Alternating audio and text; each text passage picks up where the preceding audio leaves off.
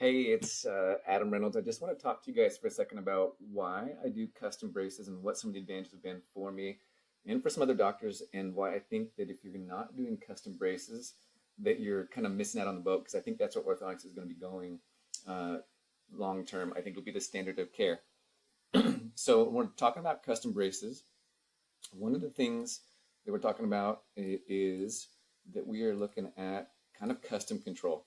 So getting the bracket on the right spot in the tooth and getting the right bracket on the right tooth is super critical. So I use KLO, and I'll do a different video to talk about the specifics of KLO. But what I found is even when you're talking about specific teeth like laterals or centrals, more often than not, what I'm finding is that we're not even using the same bracket on the opposite sides of symmetric teeth. And one of the things about custom control is I kind of make these videos play. Let's see if I can make it happen here. So here is custom control, right? So if you're getting a custom bracket for each tooth with a slot that's kind of custom to that tooth that's filling the slot, your control as far as getting that tooth and getting the root where you want is ideal as you go around that process. And you can kind of see that control. Here's the same 3D printed teeth. And in this situation, the brackets are placed on the ideal spot, but with the slot on the bracket, you can see that you have very little control as far as where you put the tooth, and you can even see the height of these two centrals just based on the torque alone causes differences in heights, differences of ins and outs. And so this is real critical. Even if you were to get an indirect bond set up and you get traditional brackets in the right spot, because of the amount of play in traditional brackets, there's so much variability as to where that tooth will go.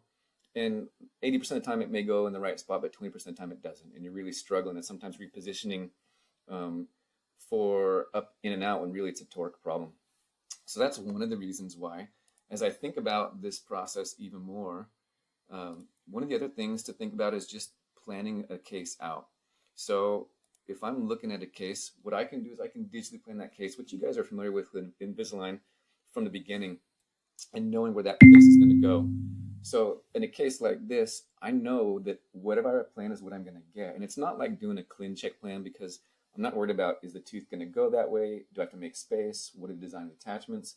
All I'm doing is setting the teeth up to move where I want them to move.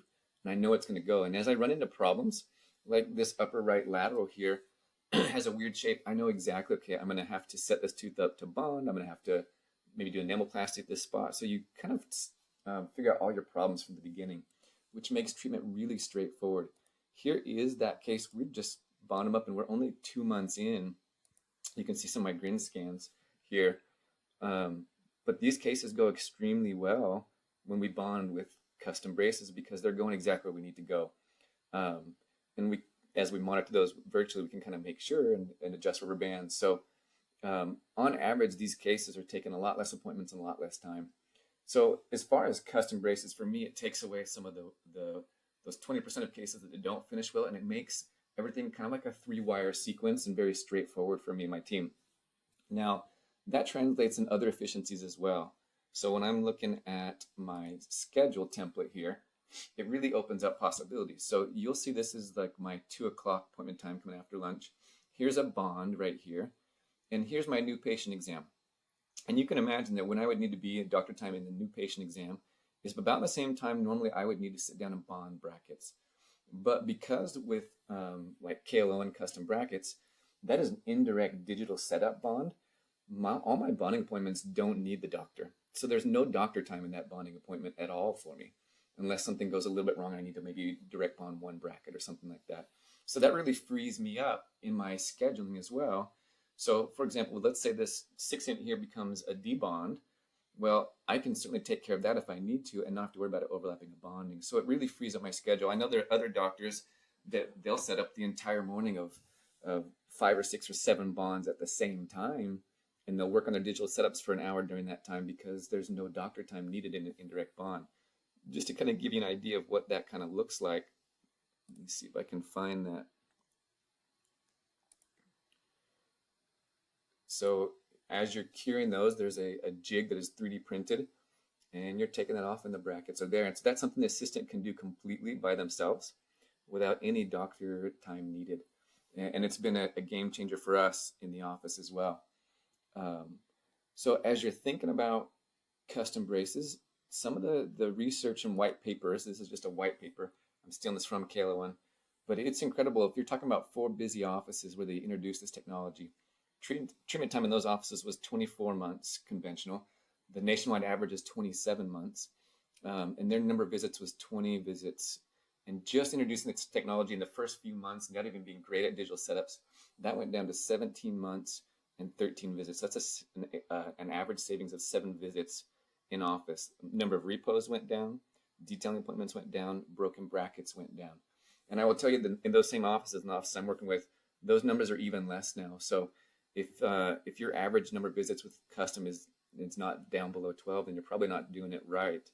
And this is a huge change, right, for treatment time and for number of visits. And I'm not necessarily as worried about treatment time as I am number of visits, because that directly affects what we're talking about as a startup, the amount of people that you have to employ to see the same number of patients. So again, for us, in our first 2 years, we ran the entire first 2 years with 1 assistant and 1 column. And as we're growing now, we're just about ready to add a 2nd column and a 2nd assistant as we kind of hired someone and start to train them. And the nice thing too is, even as these broken brackets come in, if you section that jig, the assistant many times can put that bracket back in the jig, rebond it back on the tooth, and never need the doctor if there's a broken bracket. So those are just some of the reasons why I use custom braces. Is 1, it reduces stress on me, right? I know that every case is going to go well. It's going to go the best it can. I've planned it from the beginning.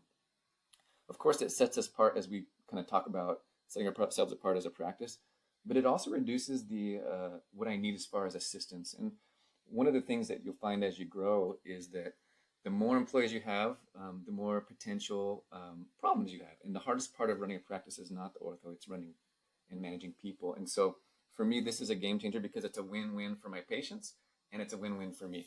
Hopefully that's a little bit helpful. I'll do another video that talks about the details of why I choose KLO and what the advantage of that situation is.